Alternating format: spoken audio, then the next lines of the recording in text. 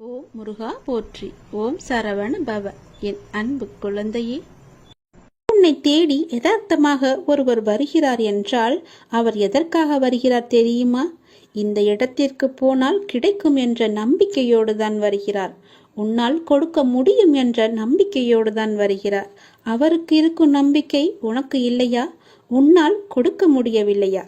எல்லாம் முடியும். நீ ஒரே ஒரு முறை கொடுத்துப்பார். உன்னால் இல்லை என்று சொல்ல முடியாத அளவுக்கு எல்லாமே உன்னை தேடி தானாக வரும். அகண்ட பிரார்த்தனையை நீங்கள் மேற்கொண்டு பாருங்கள். சக மனித உயிர்களின் துன்பத் துயரங்களை காணும்போது இறைவனிடம் அவர்கள் நலம் வாழ மன்றாடி பிரார்த்தனை செய்யுங்கள். இது உங்களின் துயரத்தை நீங்கள் இறையிடம் கூறாமலேயே போக்கக்கூடிய நல்வழியை அமைத்து தரும். நம்மிடம் உள்ளதை, நம்மால் முடிந்ததை செய்வது. மற்றவர்கள் நன்றாக இருக்க வேண்டும் என்ற எண்ணம் படைத்தவன் மட்டுமே புண்ணியத்தை செய்ய வேண்டும் என்று நினைப்பான். அப்படிப்பட்ட நல்ல மனம் ஒன்றே போதும் புண்ணியம் செய்வதற்கு. ஆம், புண்ணியம் செய்ய மனம் வேண்டுமே தவிர பணம் தேவையில்லை. உங்கள் மனம் நல்லதையே நினைக்கட்டும், அதுவும் மற்றவர்களுக்காக இருக்கட்டும். இதுதான் புண்ணியம். மற்றவர்களின் துக்கங்களை உங்களது என்று எண்ணி வருந்தி பாருங்கள். உங்களுக்கு கிடைக்காவிட்டாலும் பரவாயில்லை, மற்றவர்களுக்காவது கிடைக்கட்டும் என்று வேண்டிக் கொள்ளுங்கள். மனமுருக வேண்டிக் கொள்ளுங்கள், மனதார வேண்டிக் கொள்ளுங்கள். அனைத்து உயிர்களுக்கும் உங்களுக்கும் தொடர்பு உண்டு என்று எண்ணிக்கொள்ளுங்கள். உங்களால் அனைவருக்கும் அன்பான ஆதரவான எண்ணங்களை அளிக்க முடியும் என்று நினைத்து பாருங்கள். உங்கள் எண்ணங்கள் அனைத்தையும் நிறைவேற்றும் என்று நம்புங்கள். இறைவனை துணைக்கு அழையுங்கள். மற்றவர்களுக்காக உதவ இறைவனிடம் நீங்கள் வேண்டுங்கள். தன்னலமற்ற எண்ணத்தை இவ்வுலகில் பரவ விடுங்கள். அனைவரும் உங்களுக்கு அன்பானவர்களாக மாறிவிடுவார்கள். உங்கள் உள்ளம் மகிழ்ச்சியாகிவிடும். அனைவரும் நிம்மதியாக வாழ்வார்கள். அந்த மகா புண்ணியம் உங்களை மட்டுமே வந்து சேரும். இந்த புண்ணிய செயலுக்கு நீங்கள் செலவு செய்தது என்ன? பிரார்த்தனை மட்டுமே, வேறு ஒன்றுமே கிடையாதே. ஒரு பைசா கூட நீங்கள் செலவு செய்யவில்லை. எங்கும் அலையவும் இல்லை. யாரிடமும் கோபமும் கொள்ளவில்லை. பொய்யும் கூறவில்லை. யாரிடமும் எதற்காகவும் நீங்கள் கையேந்தவும் இல்லை. யாரும் உங்களை குறை கூறப் போவதும் இல்லை. எதையும் நீங்கள் இழக்கப் போவதும் இல்லை. எதையும் இழக்காமல் நீங்கள் புண்ணியத்தை மட்டுமே சம்பாதித்திருக்கிறீர்கள். சரி, இதை எப்படி நாம் செயல் வடிவத்திற்கு கொண்டு வருவது என்பதை பார்ப்போமா? இதை செயல் வடிவத்திற்கு கொண்டு வருவது மிக மிக எளிது. தினமும் ஏதேனும் ஒரு நேரத்தில் யாராவது ஒருவர் நன்றாக இருக்க வேண்டும் என்று எண்ணி பழகி கொள்ளுங்கள். இதற்காக நேரம் காலம் எல்லாம் பார்க்க தேவையில்லை. எந்த நேரத்திலும் யாருக்காகவும் எண்ணிக்கொள்ளலாம். ஆரம்பத்தில் சொந்த பந்தங்களுக்காக வேண்டிக் கொள்ளுங்கள். நாளடைவில் கண்ணில் படும் அனைவருக்காகவும் வேண்டிக் கொள்வீர்கள். நாட்கள் செல்ல செல்ல நீங்கள் கேள்விப்பட்டவர்களுக்காகவும் அவர்கள் நல்ல முறையில் வாழவும் நீங்கள் எண்ண துவங்குவீர்கள். நீங்கள் வேண்டிக் கொள்ளும் நபர் பற்றி கவலைப்படாதீர்கள். அவர் எவ்வளவு மோசமானவராக இருந்தாலும் அவர் நல்ல முறையில் வாழ வேண்டும் என்று நீங்கள் வேண்டிக் கொள்ளுங்கள். ஒரு ஆம்புலன்ஸ் வண்டி சத்தம் கேட்கும் போதெல்லாம் அதில் பயணம் செய்பவர் நல்ல முறையில் குணமடைய இறைவனை வேண்டிக் கொள்ளுங்கள். யாரோ ஒருவர் விபத்தில் அடிபட்டு விட்டார் என்று கேள்விப்பட்டால் அவர் உடல் நலம் பெற எண்ணிக்கொள்ளுங்கள். மனிதர்கள் மட்டுமல்ல, அனைத்து உயிர்களிடமும் இந்த செயலை நீங்கள் செய்யுங்கள். தெருவோரம் ஒரு மரம் வெட்டப்பட்டிருந்தால் அதற்காகவும் நீங்கள் எண்ணிக்கொள்ளுங்கள். அந்த மரத்தை வெட்டியவர் மேலும் சில மரங்களை நடட்டும் என்று வேண்டிக் கொள்ளுங்கள். வெட்டப்பட்ட மரம் மற்றவர்களின் வாழ்வாதாரத்திற்கு உதவட்டும் என்று எண்ணிக்கொள்ளுங்கள். உலகத்தில் உள்ள அனைவரும் நன்றாக இருக்கட்டும் என்று ஒற்றை வரியிலே முடித்து கொள்ளாதீர்கள். ஒவ்வொருவரையும் நினைவில் வைத்து தனிப்பட்ட முறையில் அவர்களுக்காக நீங்கள் நன்மைக்காக வேண்டிக் கொள்ளுங்கள். இதுபோல் அகண்ட பிரார்த்தனையை மேற்கொள்ளுங்கள். மிக பெரிய புண்ணியம் உங்களை வந்து சேரும். இப்படியெல்லாம் செய்ய முடியுமா கேட்டால் நிச்சயமாகவே செய்ய முடியும். இந்த எண்ணங்களுக்காக நீங்கள் பணமாக செலவு செய்ய வேண்டியது எதுவுமே கிடையாது. ஆனால் இதன் மூலம் கிடைப்பதோ மிக பெரிய புண்ணியம்.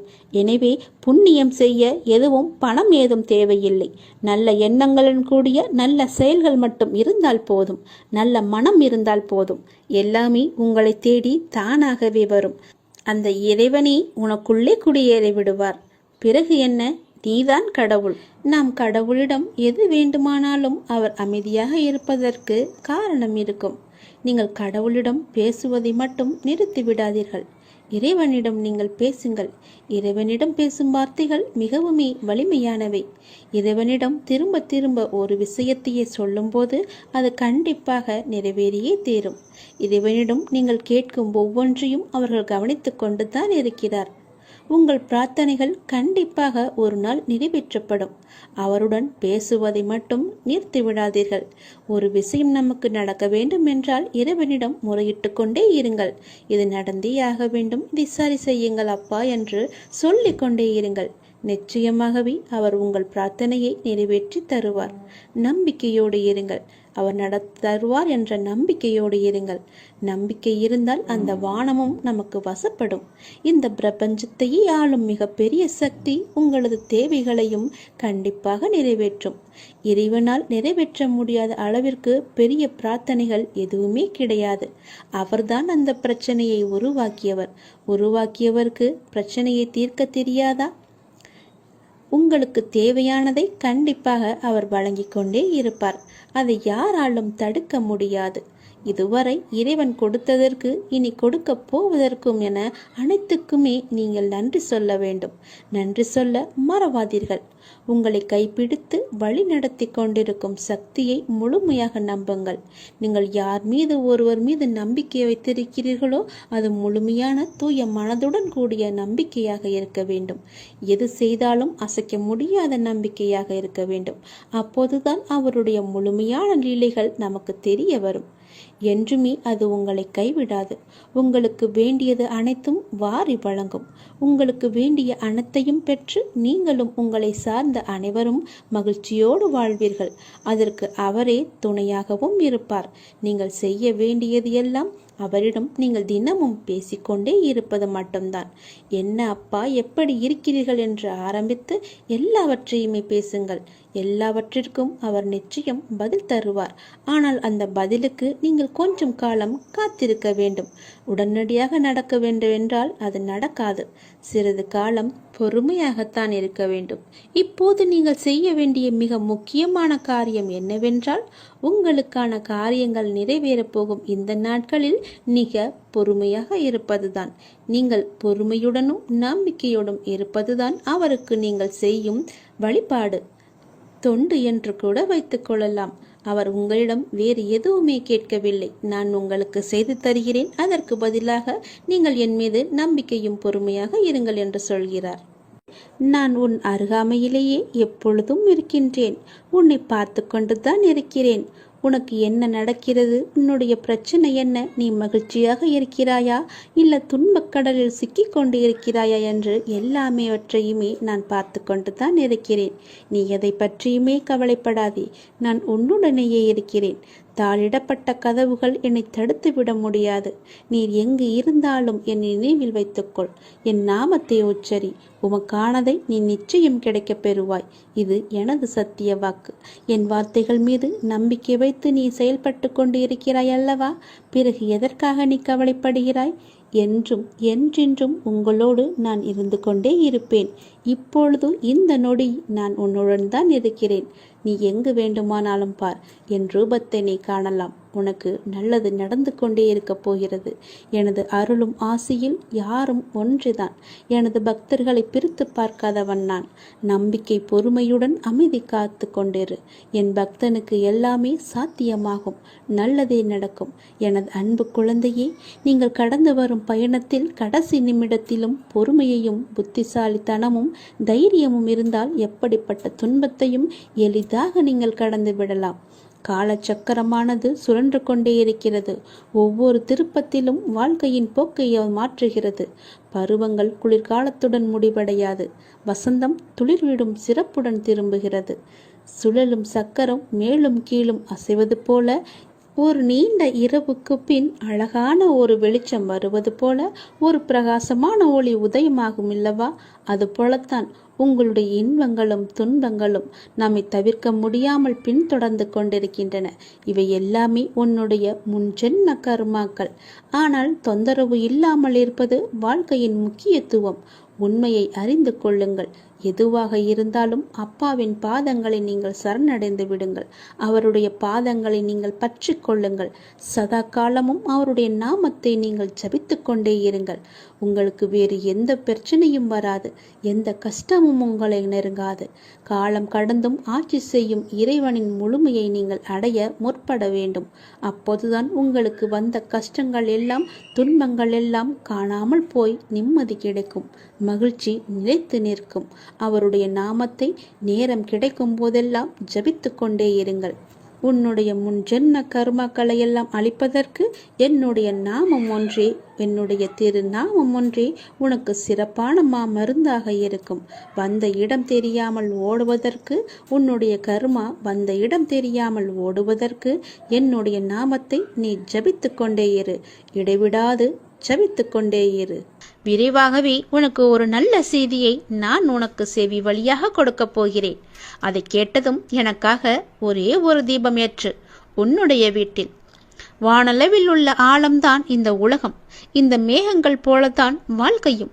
அதில் வாழ்க்கையை நெறிகளுடன் கூடிய வாழ்க்கையாய் பார்த்து வாழ்பவர்கள் மிக குறைவு.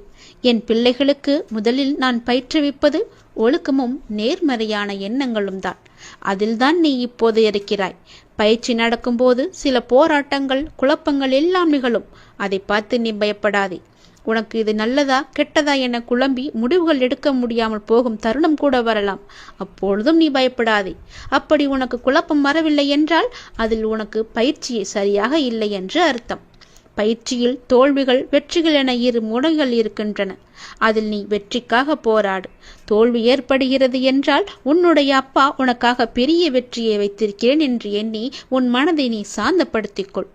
தோல்வி எதிர்நோக்குபவர்கள் சாதனையாளர்கள் என்பதை மனதில் வைத்து என்மேல் நம்பிக்கை வைத்து பொறுமையுடன் காத்து கொண்டிரு.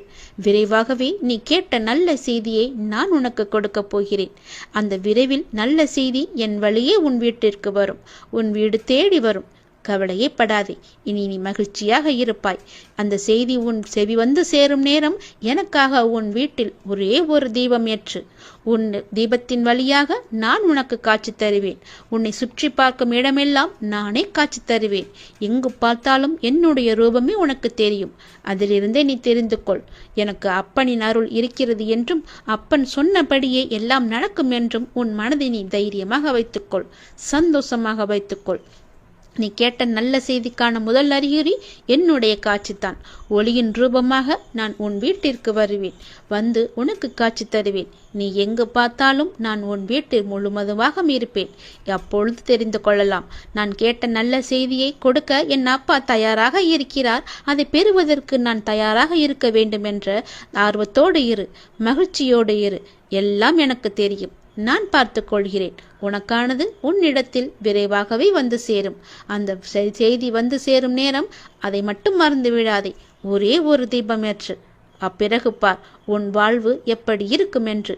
மிக மகிழ்ச்சியாக, ஒளிமயமாக உன் வாழ்வும் இனிக்கும், உன் வீடும் ஜொலிக்கும். இந்த உலகமானது எப்படி வேண்டுமானாலும் மாறலாம். மனிதனாகனவன் எப்படி வேண்டுமானாலும் மாறலாம். எந்த நொடி வேண்டுமானாலும் மாறலாம். உங்கள் மீது நீங்கள் நம்பிக்கை வையுங்கள். வாழ்க்கை எந்த நொடியிலும் மாறும்.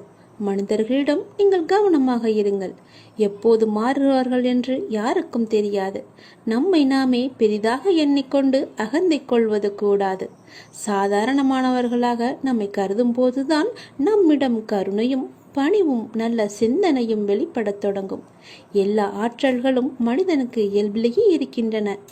ஆன்மீகத்தின் உதவியால் தடைகளை போக்கி நாம் நிறைநிலையை அடைய வேண்டும். ஆன்மீகத்தின் உதவியால் தீயவர்கள் கூட மகானாக முடியும். இந்த உலகம் இறைவனுக்கு சொந்தமானது. உலக பொருட்களில் எல்லாம் அவரே இருக்கின்றார். இந்த கோணத்தில் பார்க்க தொடங்கிவிட்டால் நம் மனம் உயர்வு பெறும். இங்கொன்றும் அங்கொன்றுமாக நுனிப்புள் மேய்வது போல ஒருபோதும் மேயக்கூடாது. வெற்றி பெறவும் முடியாது நம்மால். எல்லாவற்றையுமே முழுமையாக ஆராய்ந்து அதிலேயே ஈடுபட வேண்டும். கன நேரம் இன்பமாக ஏதோ ஒன்று கிடைக்கலாம். ஆனால் அத்துடன் எல்லாம் முடிந்துவிடும். நம்முடைய இன்பமானது தொடர்ந்து நிலைத்து இருக்கும்படி செய்ய வேண்டும். ஒவ்வொரு நேர்மையான செயலும் அதற்குரிய வெகுமதி தர காத்து கொண்டிருக்கிறது. உணர்ச்சி வசப்பட்டால் முடிவெடுக்க முடியாமல் தடுமாற நேரிடும். உணர்ச்சி வசப்பட்டால் எல்லாமே ஒரு நொடியிலே மாறிவிடும்.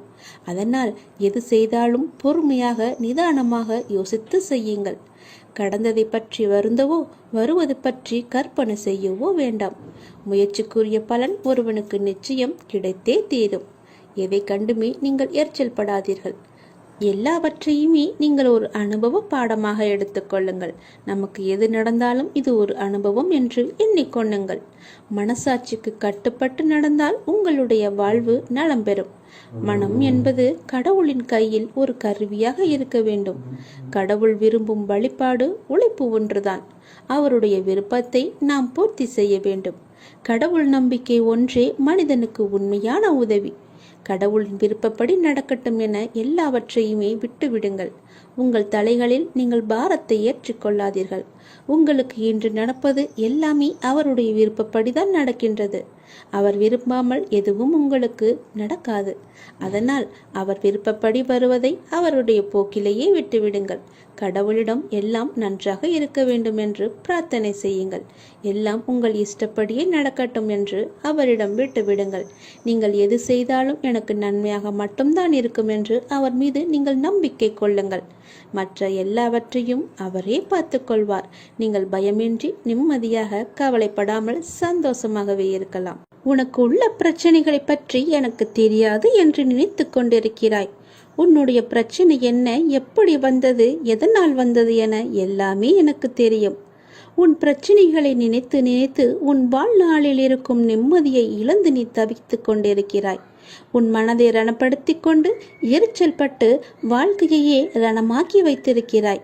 அதை எப்படி சரி செய்வது என்று தெரியாமல் இருண்ட காட்டில் நுழைந்தது போல திக்கிட்டு இருக்கிறாய். இதனால் வாழும் வாழ்க்கையே உனக்கு நரகமாக தோன்றுகிறது. ஒரு விஷயம் உனக்கு பிடிக்கவில்லை என்றால் அதை நீ விட்டுவிடு. விரும்பாமல் ஏற்றுக்கொள்வது சரியல்ல. உனக்கு நீயே செய்யும் தீமை. உனக்கு நீயே வேஷம் போடுகிறாய் என்ற அர்த்தம். உனக்கு அது நிம்மதி தராது. மற்றவர்களுக்கும் நிம்மதி இல்லாத சூழலை உருவாக்கும். அதை விட்டு நகன்று விடுவதுதான் சிறந்தது உனக்கு. அமைதியாய் போவதில் தவறு இல்லை. ஆனால் அந்த அமைதியை ஏற்க முடியாமல் சில பேர் இருப்பார்கள். காரணம், உன்னிடம் பேசி பழகிவிட்டார்கள். அவர்களுக்கு அது ஏற்றுக்கொள்ளக்கூடியதாக இருக்காது. அவர்கள் செய்யும் சில விஷயங்கள் வருத்தத்தை ஏற்படுத்தியது என்றால் மனம் வருந்தாமல் அமைதியாக நீ விலகிவிடு. அவர்களுக்கு நீ விட்டு சென்றதாக தோன்றும். உண்மையான காரணத்தை அவர்களுக்கு நீ உணர்த்த வேண்டும் என்று அழையாதே. உன்னை புரிந்தவர்களாக இருந்தால் அது அவர்களுக்கு தெரியும்.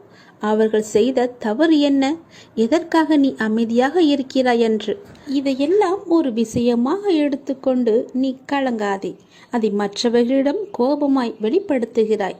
அப்படி அவர்கள் என்ன செய்தார்கள்? கோபத்தையும் எரிச்சலையும் விடு. உன்னை காயப்படுத்தினது நியாயமில்லைதான். அதற்காக அந்த கோபத்தை மற்றவர்களிடம் காண்பிப்பது மிகவும் தவறு. நிம்மதியுடனும் சந்தோஷத்துடனும் வாழ அதற்கான எல்லா முயற்சியிலும் உன்னை நான் ஈடுபடுத்தி செய்ய வைப்பேன். நானே துணை நின்று உன்னை காப்பேன். நீங்கள் வாழ பிறந்திருக்கிறீர்கள். வாழ்வை அனுபவித்து வாழ வேண்டும்.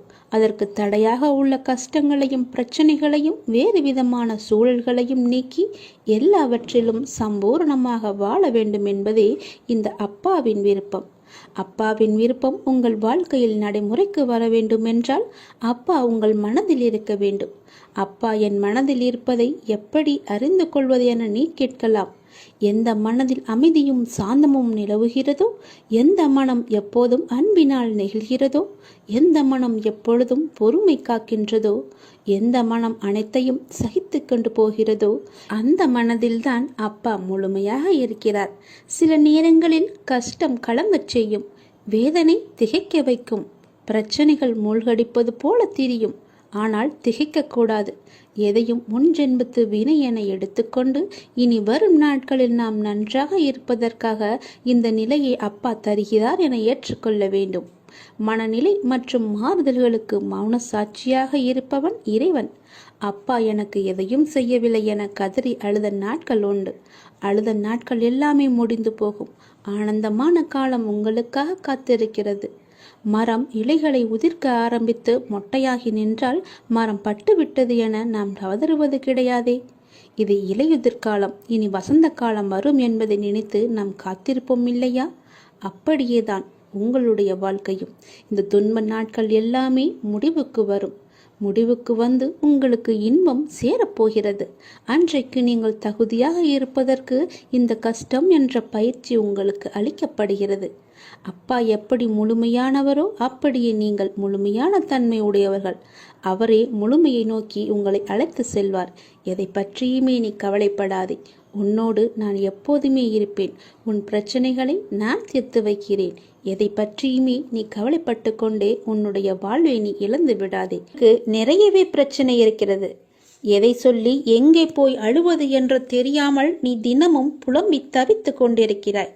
எனக்கென்று யாருமே இல்லையே, நீங்களும் இருக்க மாட்டீர்களா அப்பா என்று என்னிடமே நீ கேட்கிறாய். உனக்கு யார் இல்லை? எல்லோருமே இருக்கிறார்களே. நீதான் அவர்களை புரிந்து கொள்ளவில்லை. யார் என்று சொல்கிறேன் தெரியுமா? அந்த கடவுளை தான் சொல்கிறேன். உனக்காக அம்மாவாக அந்த அம்மன் இருக்கிறார். அப்பாவாக அப்பன் ஈசன் இருக்கிறார். குருவாக நானும் இருக்கிறேன். உனக்காக எல்லோருமே இருக்கும்போது, உனக்காக அந்த கடவுள்களே இருக்கும்போது நீ ஏன் எனக்கு யாருமே இல்லை என்று சொல்கிறாய்? உன் கவலையை போக்க அந்த படைத்த இறைவன் எங்களுக்கு தெரியாதா? உன் பிரச்சனை என்ன என்பது எங்களுக்கு தெரியாதா? உன் பிரச்சனையை கேட்பதற்கு எவரும் இல்லை என்று நீ கவலைப்படாதே. உங்களுக்காக உனக்காக நாங்கள் எல்லோருமே இருக்கிறோம். எந்த பிரச்சனையாக இருந்தாலும் சரி, எங்களிடம் சொல். உடனே நாங்கள் தீர்வு கொடுக்கிறோம். உனக்காக, என்னுடைய குழந்தைகளுக்காக நாங்கள் எது வேண்டுமானாலும் செய்வோம். உன்னை படைத்தது யார் என்று நினைக்கிறாய்? உன்னை படைத்தது நாங்கள்தான். எங்களுக்கு தெரியாதா? நீ எங்கு, எப்போது, எப்படி பிறக்க வேண்டும், யார் வயிற்றில் பிறக்க வேண்டும், யார் உனக்கு அப்பாவாகவும் அம்மாவாகவும் இருக்க வேண்டும் என்று எங்களுக்கு தெரிந்துதான் நான் உன்னை படைத்தேன். நாங்கள் உங்களுக்கு செய்வது எல்லாமே நன்மையாகத்தான் இருக்கும். அதனால்தான் இவர்களுக்கு உன்னை பிள்ளையாக படைத்தேன். இப்போது நடந்தது, இதற்கு முன்பு நடந்தது, இனிமேல் நடக்கப் போவது எல்லாமே எங்களுக்கு தெரிந்துதான் நடக்கிறது என்பதை நீ ஏன் மறந்துவிட்டாய்? உன்னுடைய கவலைகளை பற்றி எங்களுக்கு தெரியாதா? உன்னுடைய பிரச்சனைகள் எல்லாமே தீரும் நேரத்தை நீ நெருங்கிவிட்டாய். நீ இதுவரை அனுபவித்தது பூர்வ ஜென்ம, முந்தைய ஜென்ம கர்மாவின் பலன்தான். மிச்சம் இருந்தது, அது இப்போது முழுவதுமாகவே தீர்ந்துவிட்டது. இன்னும் நான் உனக்கு நிறையவே கொடுக்கப் போகிறோம். அதை பெறுவதற்கு நீ தயாராக இரு. என்ன கஷ்டத்தை கொடுக்கப் போகிறீர்களா என்றுதானே நீ கேட்கிறாய்? அவ்வளவு சோதனைகளை நீ தாங்கி இருக்கிறாய். அவ்வளவு பிரச்சனைகளை நீ பார்த்து இருக்கிறாய். கவலைப்படாதே. இனி வருவது உனக்கு பிரச்சனை அல்ல, உனக்கு கவலையும் அல்ல, உனக்கு சந்தோஷம்தான். உன்னுடைய பிரச்சனைகள் எல்லாமே முடிந்து விட்டது. அதற்கு தீர்வும் நீ கண்டு விட்டாய். இனி நடக்கப் போவது எல்லாமே உனக்கு ஜெயமாகவே இருக்கும், சந்தோஷமாகவே இருக்கும். நீ கேட்டது அனைத்துமே உங்களுக்கு கிடைக்கும். நீ எதிர்பார்த்தபடியே உன்னுடைய வாழ்க்கை நிச்சயமாகவே அமையும். என் வார்த்தையை நம்பு. உன்னை நான் படைத்தேன்.